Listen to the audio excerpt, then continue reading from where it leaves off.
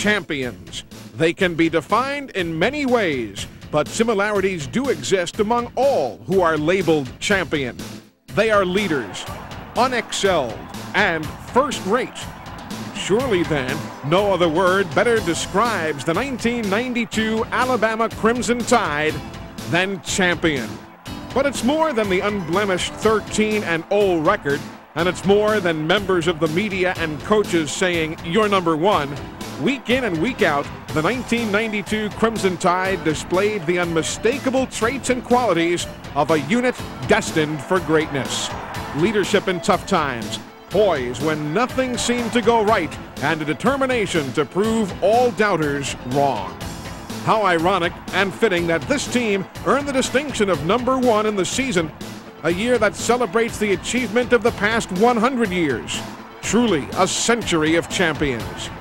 Except for a remarkable resemblance to great teams in Alabama history, this team has little to do with the past.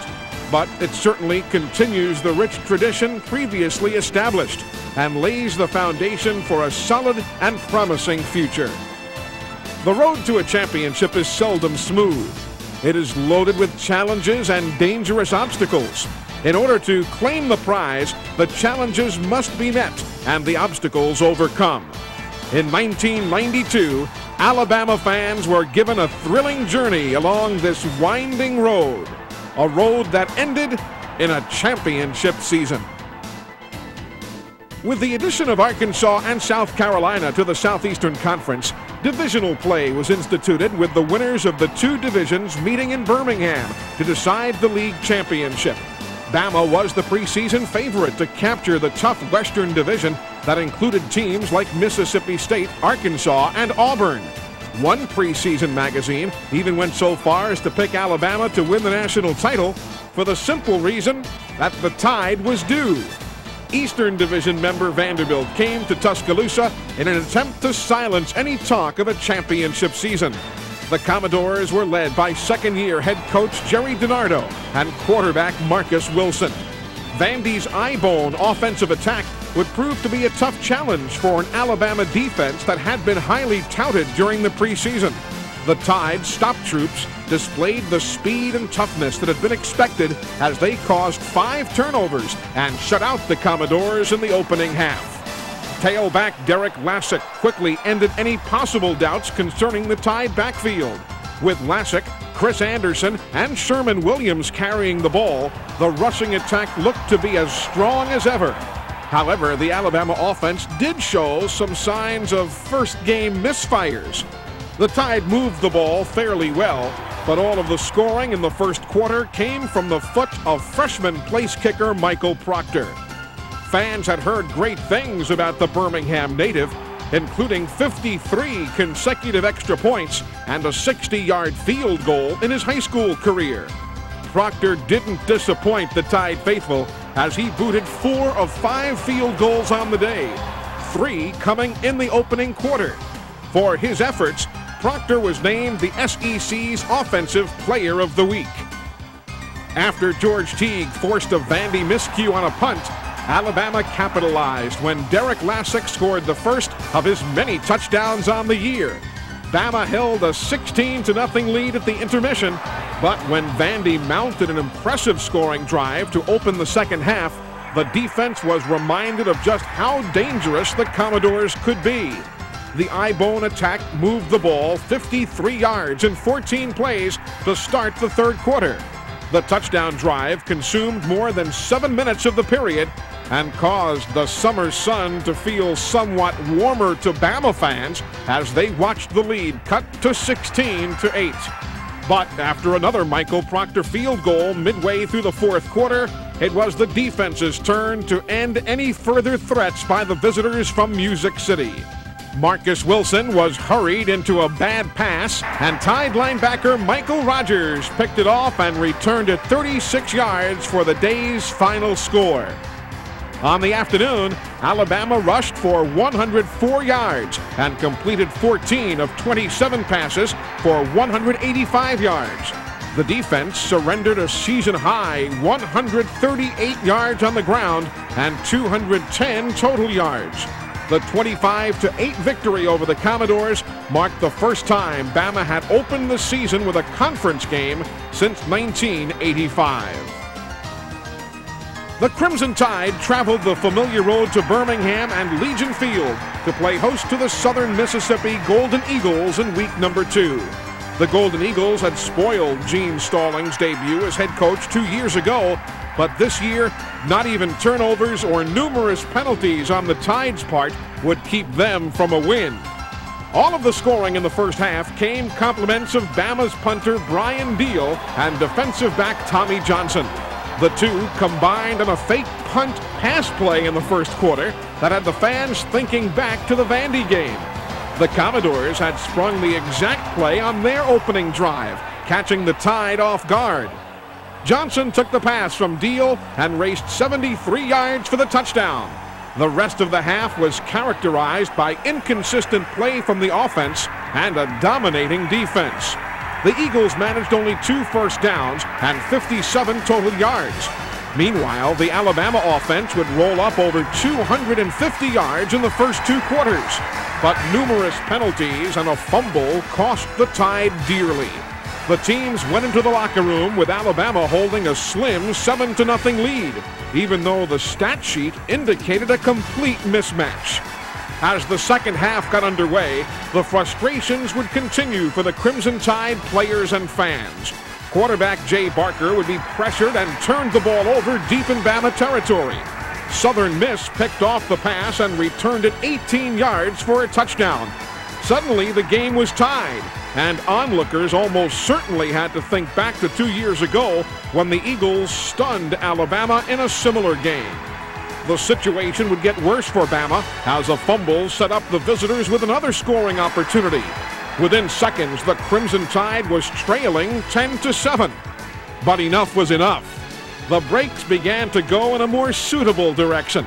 A Southern Miss fumble set up Michael Proctor with a short field goal to tie the game late in the third quarter. And after another defensive stand, the offense had the ball right back.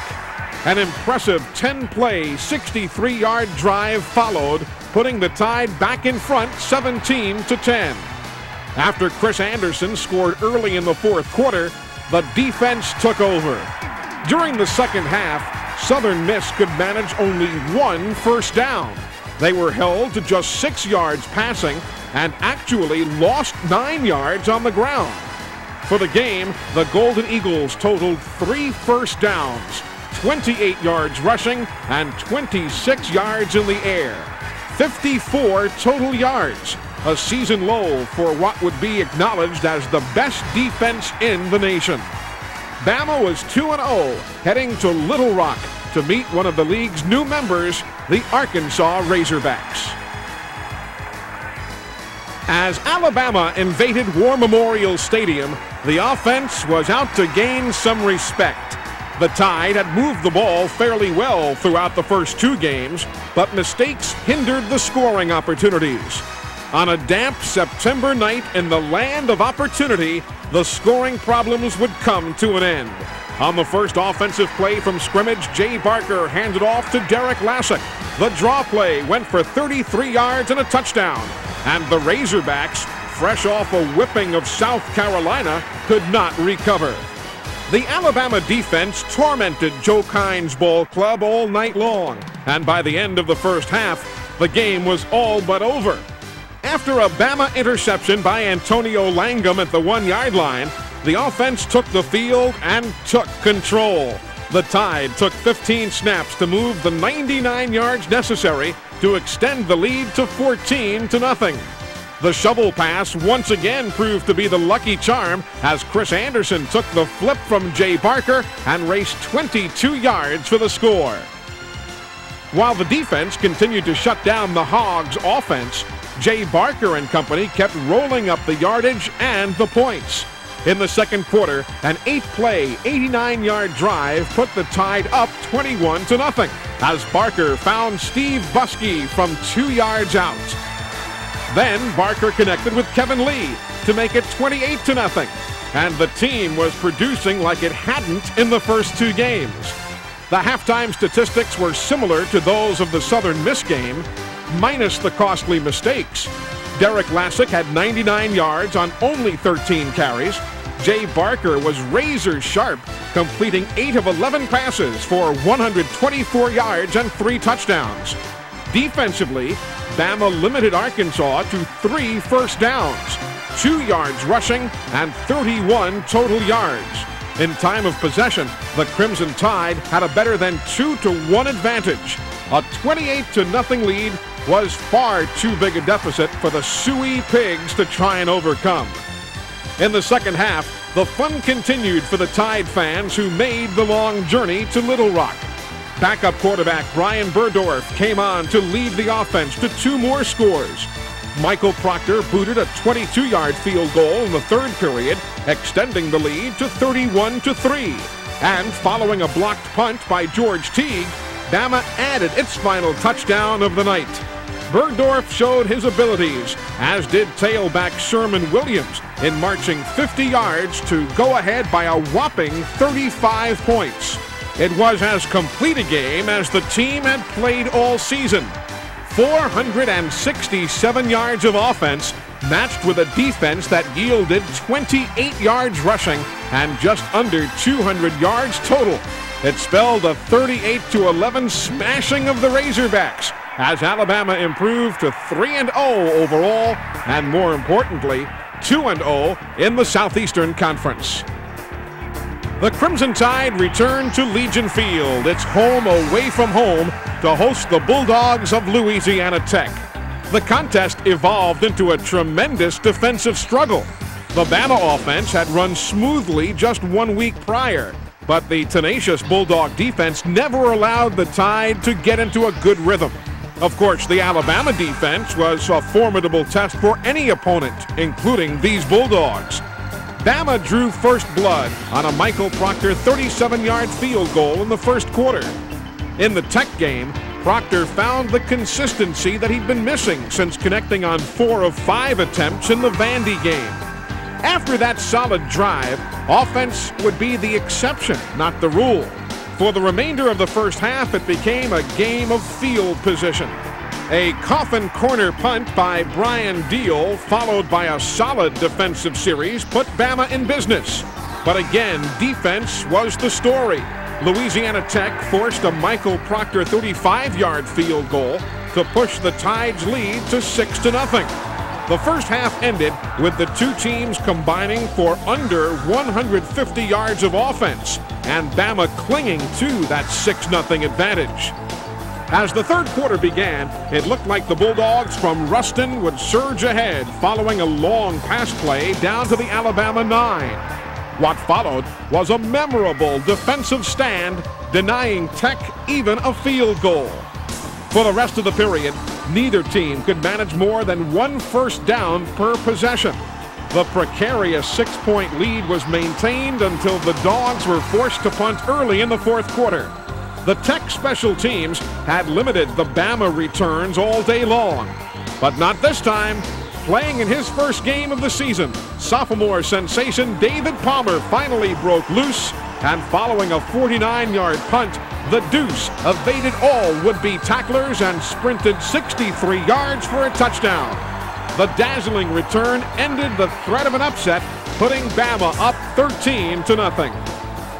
The Soggy fans in Birmingham were treated to a punishing display of defense from both teams.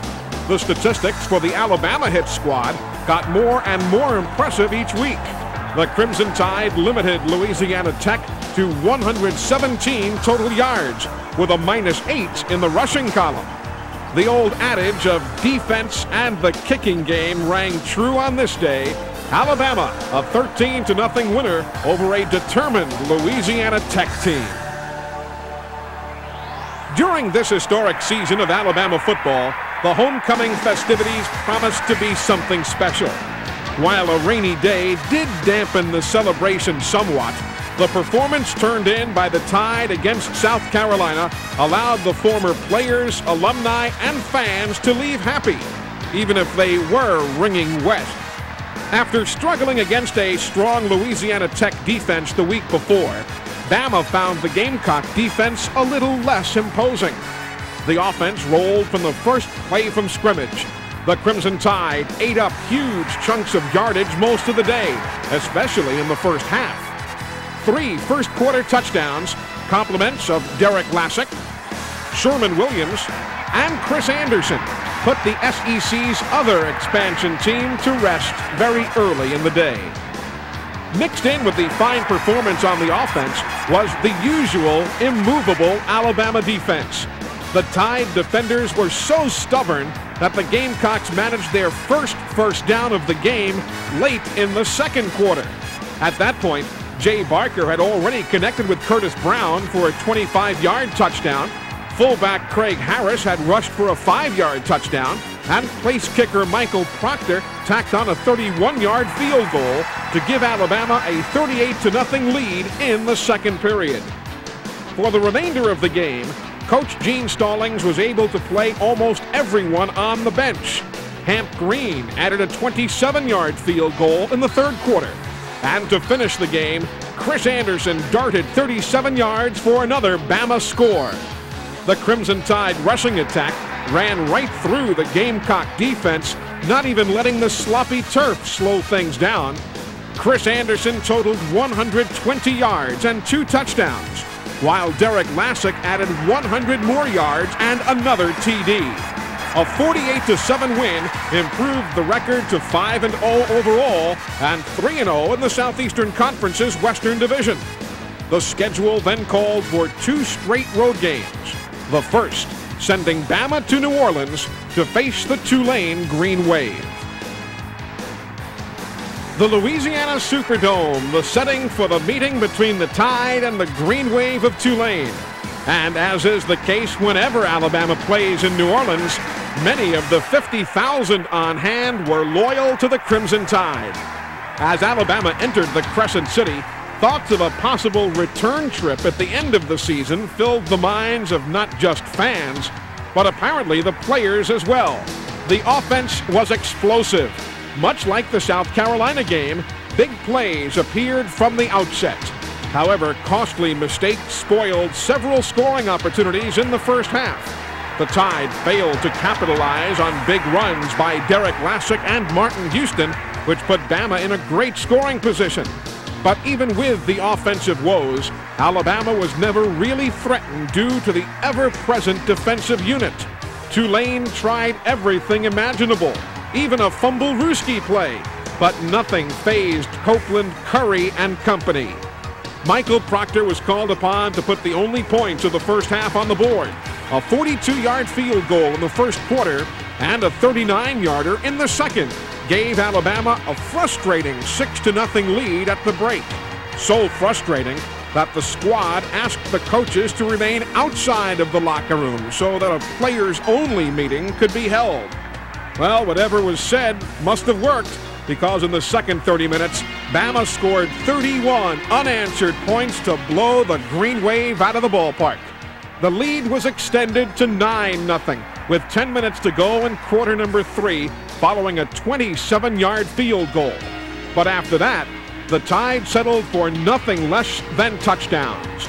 Once again, aided by a defense that picked off 4 Tulane passes, the Alabama offense found a rhythm and the route was on.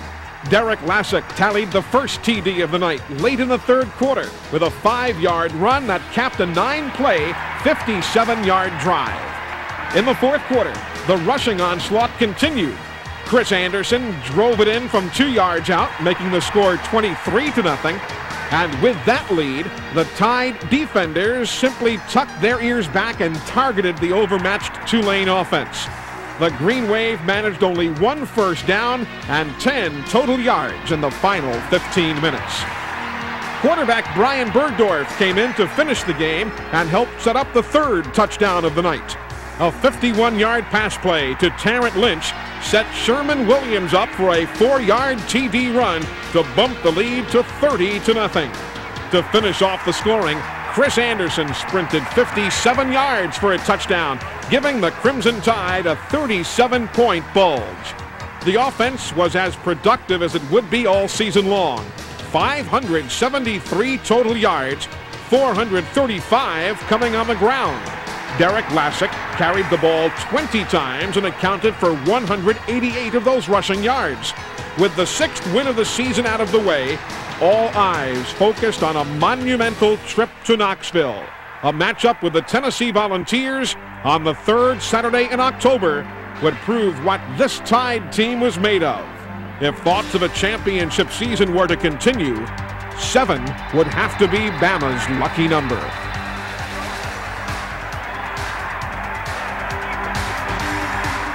The Crimson Tide had been climbing slowly in the polls after starting the season at number 9. Coming into the Tennessee game, Bama was number 4 in the nation and was facing its toughest challenge of the year. The Tide not only had history on its side, winning 6 in a row over the Big Orange, but also the most feared defense in the land. Throw in a strong running game and the Crimson Tide entered Neyland Stadium looking for win number 7 and 7 in a row over UT.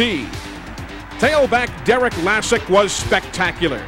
He shredded the Volunteer defense for 142 yards on the day. The Haverstraw, New York native finished an 8-play, 46-yard drive with a 1-yard touchdown run, giving the Tide a 7-0 lead in the first quarter. Michael Proctor continued the scoring in the second stanza with a 33-yard field goal, extending the lead to 10-0. Soon after, it was Lassick once again putting the finishing touch on an impressive 11-play, 66-yard march to give the Crimson Tide a 17-point advantage. A crowd of over 97,000 fell amazingly silent, minus about 10,000 crimson-clad Bama fans who were having the time of their lives. The first half ended with Alabama holding what looked to be a commanding 17-3 lead. Even the attempted trickery to start the third quarter failed to rattle the stampeding Tide. The Alabama defense, led by Copeland and Curry, kept putting the squeeze on the Tennessee offense, constantly harassing quarterback Heath Shuler and holding the Vols to only 1 first down in the third quarter. However, things slowly began to change. Bama continued to move the ball effectively, but scoring opportunities were missed, and the Big Orange seized the momentum. A missed field goal and a 4th down stop by the Vol defense brought the sounds of Rocky Top back to the Tennessee hills. Coach Johnny Majors went to his bag of tricks again in the 4th quarter. The venerable head coach called for a reverse on a punt return. The play worked to near perfection, giving the Volunteers prime field position. A short drive netted Tennessee a touchdown and cut the Bama lead to 17-10. With the score, the crowd that had been silent for almost the entire afternoon suddenly came to life, and the decibel level grew. So did the pressure on the Crimson Tide. But after yielding the touchdown early in the 4th quarter, the Alabama defense bared down, and the assault on quarterback Heath Shuler continued. On the day, the UT signal caller was sacked 4 times, briefly knocked out of the game, and intercepted once by Chris Donnelly. That interception ended the last Tennessee threat of the day. Bama had beaten the Big Orange 17-10, the 7th win of the season, and the 7th win in a row over the Volunteers. When the season had come to an end, Tide coach Gene Stallings admitted that after the Tennessee win, he knew his team was capable of great things. Coming off the huge win in Knoxville, Bama could not afford a letdown, as Billy Brewer brought his Ole Miss Rebels to Tuscaloosa for an important SEC showdown. The game marked the final appearance at Bryant-Denny Stadium for the season, and a matchup of 2 defenses ranked in the top 10 in the nation. It was clear that the Tide took more than just a win from the Tennessee game. Coach Gene Stallings also borrowed a play from Vol coach Johnny Majors. A punt return reverse by Tommy Johnson aided Bama in an early field position battle, a battle that the Rebels would eventually lose. After the teams played a scoreless first quarter, Brian Beal and the coverage team killed a punt at the 2-yard line and put Ole Miss in a deep hole. Then the vaunted Alabama defense made its presence known by creating a key turnover. After stuffing the Rebels on first down, George Teague intercepted a Russ Show's pass to put the Tide in business. 3 plays later, Jay Barker hooked up with David Palmer for a sensational 22-yard touchdown that gave Bama a 7-0 lead early in the second quarter. But the blitzing Rebel defense caused problems for the Tide rushing attack. Ole Miss was determined to stuff the Bama ground game by bringing as many men up to the line of scrimmage as was needed. The result was a substantial decrease in the rushing yards, but a substantial increase in the passing game. Jay Barker had a career day as he picked apart the Rebel secondary. A 77-yard, 11-play drive made the score 14-0 in the second period. Following a quick strike by Coach Brewer's club, the Crimson Tide mounted an impressive hurry-up drive in the final minute and a half of the second quarter. Michael Proctor booted a 28-yard field goal to send Bama into the locker room with a 17-7 edge. In the second half, the story remained the same. More sharp passing by Barker brought the Tide a 24-7 advantage in the fourth quarter. The Alabama defense set up the last score of the day with a fumble recovery in Rebel territory. Backup Brian Burdorf directed the short scoring drive that was capped off by tailback Sherman Williams. Jay Barker was 25 of 39 on the day for 285 yards and 1 touchdown, all career highs. Bama proved that while running the ball is preferable, if necessary, the passing attack can be equally as dangerous. Following a much-needed off week, Alabama traveled to Baton Rouge, Louisiana to face the LSU Tigers. History was once again on Bama's side as the Crimson Tide had not lost in Tiger Stadium since 1969. But you can always count on strange things happening when visiting Death Valley. Things like LSU moving the ball on the Alabama defense. The Tigers used a 46-yard kickoff to set up a short drive that netted a field goal and an early lead. But Bama responded with a scoring drive of their own. Michael Proctor came on and tied the score with a 29-yard field goal. The Tigers promptly turned the ball over, and Bama was knocking on the door. Derek Lassick punched it in for the touchdown and a 10-3 lead. But the strange occurrences appeared again. The Alabama defense forced another turnover, an interception by Tommy Johnson. However, the Tide was backed up deep, and Jay Barker was dropped in the end zone for a safety. The score was 10-5, and the Tigers were right back in the ball game. In the second quarter, Alabama put together a punishing 12-play drive that covered 86 yards and made the score 17-5 at halftime. The ground game was back on track, and Chris Anderson was taking advantage of a porous LSU defense. The tailback from Huntsville exploded for 149 yards and 1 touchdown. In the third quarter, he set up Sherman Williams' 1-yard plunge to further increase the lead. For the remainder of the day, all that was really necessary was for the Alabama defense to feast on an LSU offense that could manage only 22 yards rushing. Coach Curly Holman used 3 different quarterbacks, but none were able to overcome the huge deficit. To finish off another successful trip to the state of Louisiana, Chris Anderson and Sherman Williams teamed up once again in a tremendous Bama backfield. Williams punctuated an 84-yard drive with a dazzling run to the Alabama end zone. The final score was 31-11, and the Crimson Tide improved to 9-0. Shortly after the game ended, the good news continued as the second-ranked Washington Huskies lost, allowing Bama to move up the ladder to number 2 and further increase the talk of a possible national title.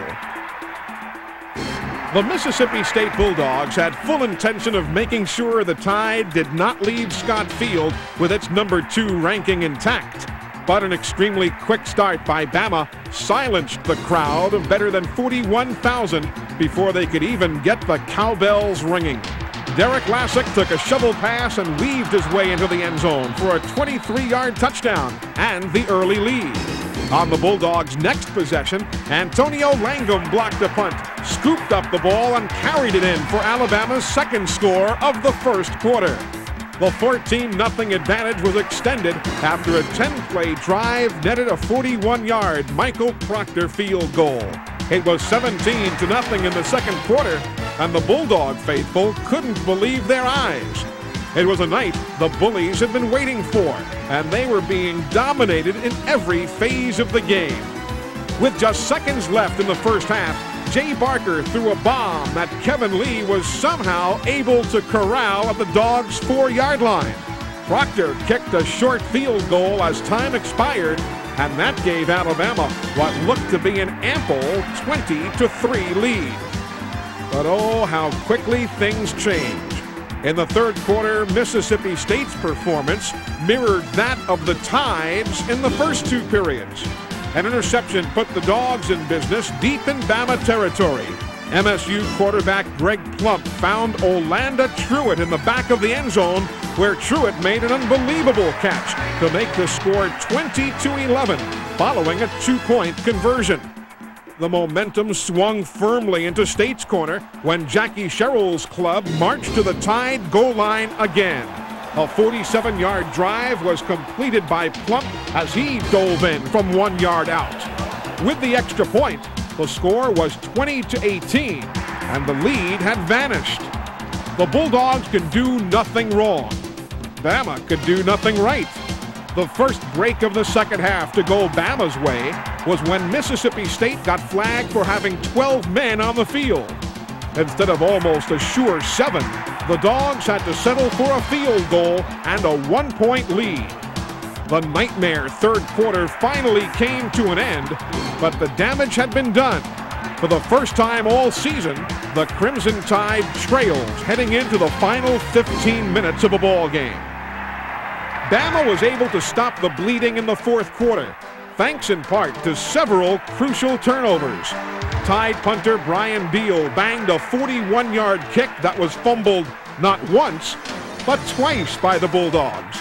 Willis Bevel fell on the loose ball, and a second wind was blown into the Alabama sails. A short drive with clutch performances by Jay Barker and Prince Wimbley got the ball within Michael Proctor's range. A 26-yard field goal gave the lead back to the Tide at 23-21. On the next possession, State was backed up deep, and quarterback Greg Plump was picked off by George Teague. Chris Anderson finished the scoring with a 1-yard touchdown run to put Bama up 30-21. George Teague also drove the final nail in the Mississippi State coffin with an interception that ended the ball game. The 10th win of the season kept alive the nation's second longest winning streak at 20 games and made Alabama the first ever Western Division champion of the Southeastern Conference. The annual Iron Bowl clash with the Auburn Tigers never needs any added hype. But in 1992, the game had special meaning for several reasons. For the Tide, dreams of a national title abounded, but a loss to the arch-rival would end any thoughts of being number one. For the Tigers, head coach Pat Dye had announced his resignation the night before the big game, and his players wanted to send Coach Dye out a winner. Finally, for everyone involved, it was Thanksgiving. The first time since 1964, Alabama and Auburn had met on Turkey Day. As the first half unfolded, the two defenses controlled the action. The game was a matchup of the number 1 Alabama defense and the number 4 Auburn defense. So the relatively uneventful first 30 minutes was not a huge surprise to anyone watching. 9 plays was as long as either team kept the ball on offense in the first 2 quarters. And the 10 punts between Brian Deal and Terry Daniel equaled the combined number of completed passes of quarterbacks Stan White and Jay Barker. A scoreless tie at the half was the result of talented defenders and 2 lackluster offenses that combined for under 200 total yards and 4 turnovers. A dominating defense is a key to any successful team, but these two were so stout fans had to wonder if either squad would ever score. But in the third quarter, the scoring puzzle was solved by Town Creek's Antonio Langham. After tipping a Stan White pass into the air, Langham hauled it in and returned it 61 yards for a touchdown. The spectacular play ignited not only the capacity crowd of over 83,000, but the rest of the Bama squad as well. After struggling through the first half, the Alabama offense came to life and mounted 2 scoring drives. The first ended in a 47-yard field goal by Michael Proctor. The lengthy three-pointer was the freshman's longest of his career and gave the Crimson Tide a 10-0 lead. To start the final period, the Bama offense produced again. Tailback Sherman Williams starred in the scoring drive, accounting for 32 of the 45 yards covered. Williams helped secure the win with a 15-yard touchdown run to push the Alabama lead to 17-0. From that point on, the defense took over and simply manhandled the Auburn offense. Quarterback Stan White was hounded and pounded until he finally left the game with a separated shoulder. The Tigers managed only 139 yards on the day and were shut out for the first time in the Pat Dye era. The 17-0 win capped off a perfect regular season and a third straight victory over the in-state rival.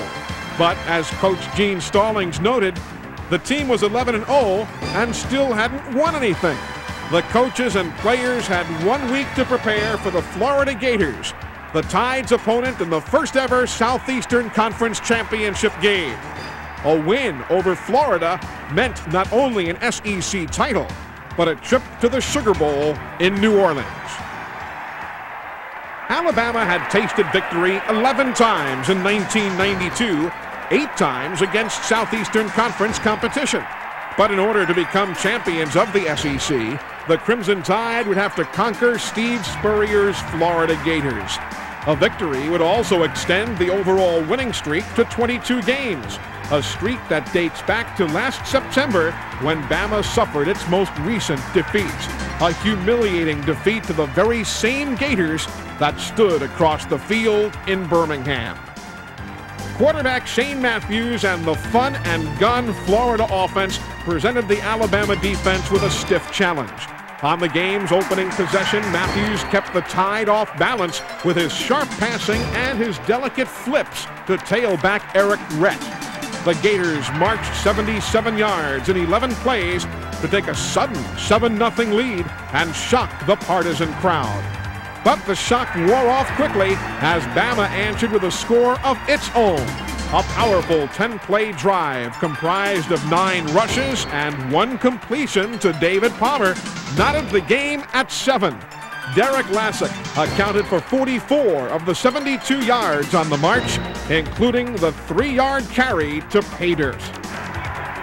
After the Gators glided down the field on their first drive, the Alabama defense settled down and shut out Matthews and the Florida offense for the remainder of the first half.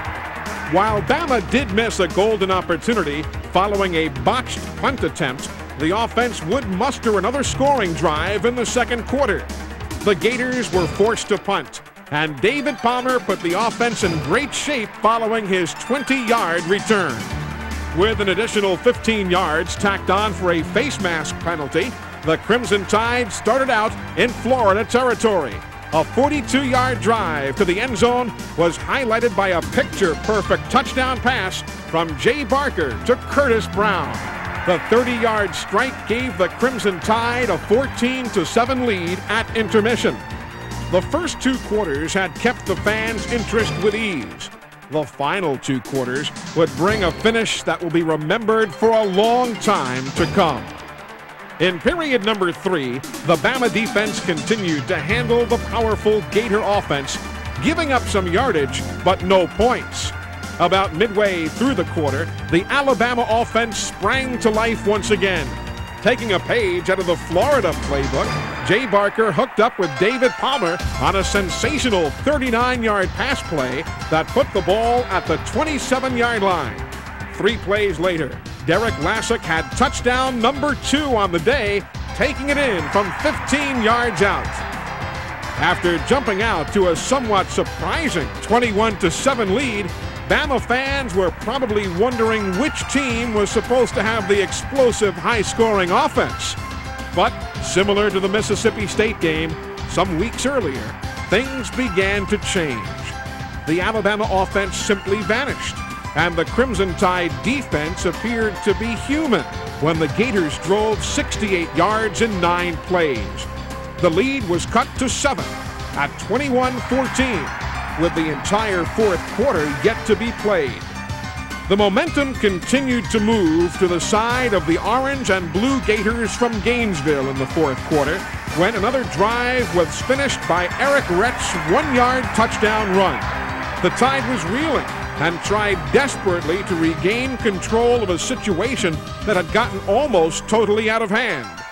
Punter Brian Deal was having trouble punting into a stiff wind. And when another fourth quarter exchange went awry, Florida was starting in Bama territory, ready to end what had been a glorious run through 1992. But also, like that game in Starkville, Alabama found a way. The defense held. The Gators had to punt, and the ball just barely crossed the goal line for a touchback, giving Bama 20 precious yards of field position. Equally as important as the touchback was Derek Lassik's sudden burst to near midfield.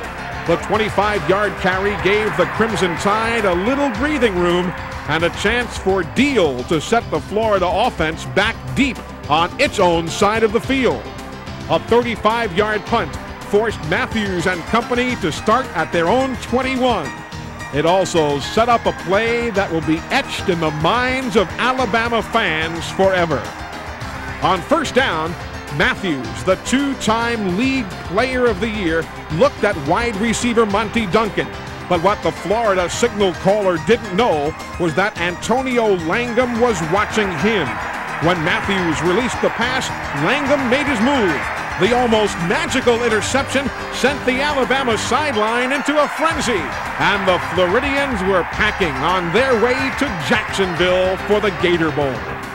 After regaining the lead, it was time for the champion of the inaugural Southeastern Conference Championship game to be crowned.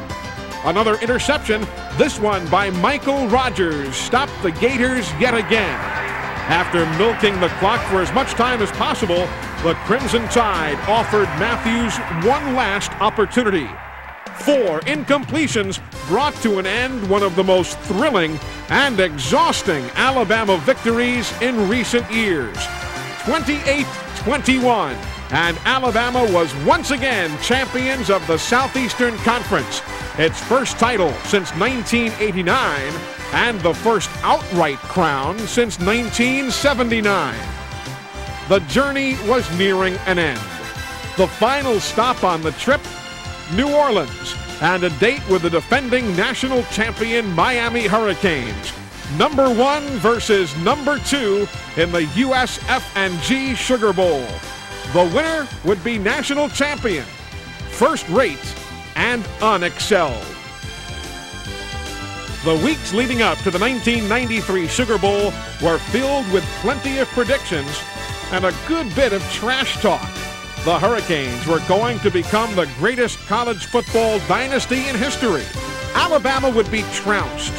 One so-called expert said the Tide would be scared to even show up. Entering the game as a significant underdog, the Bama players and coaches had a quiet confidence. The Miami defense was good, but not overpowering. Heisman Trophy winner Gino Torretta was the catalyst for the Cane offense. So the objective became clear. Stop Torretta, and you stop the Miami attack. Run the ball successfully, and the game could be won. Tide defensive coordinator Bill Oliver had a month to prepare his troops, and the result was a masterful scheme of blitzes and coverages that pressured and confused the nation's top player. 3 downs and out on the opening possession gave everyone associated with the Tide even more reason for optimism. When David Palmer trotted out onto the Superdome turf to return that first punt, the tone of the game was about to be set. The Deuce took the punt at the Bama 38. Before he was brought down, number 2 had returned it all the way to the Miami 24. Now it was time for the offense. Derek Lassick exploded through the line and proved what many felt was true. Bama could run on the Hurricanes.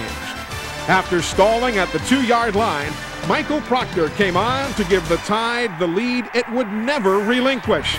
3-0 Bama with less than 5 minutes gone in the opening period. But as Coach Stallings had said before the game, it would be foolish to think the defense could completely shut out the Hurricanes. And on the very next possession, Miami moved down the field with the speed that is common to the Cane offense. A 49-yard field goal tied the score at 3.